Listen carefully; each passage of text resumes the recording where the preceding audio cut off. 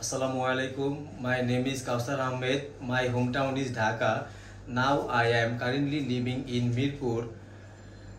I am studying software engineering at Daffodil International University.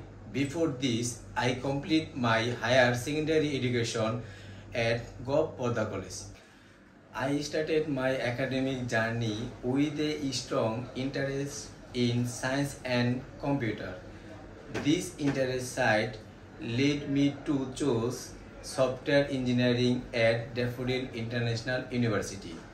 I have learned program languages like C, C++, Java, and I am continuing to my gathering knowledge in software department, web design, and problem solving. I have developed some small projects as part of my learning. For example, I built a simple calculator app and personal website. I am also learning GitHub version protocol and teamwork coding. My goal is to take part in real-world software project.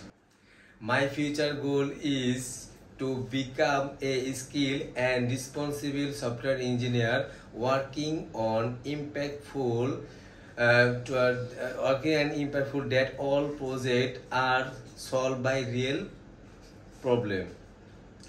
I am looking forward to opportunity when I can learn, contribute, and grow.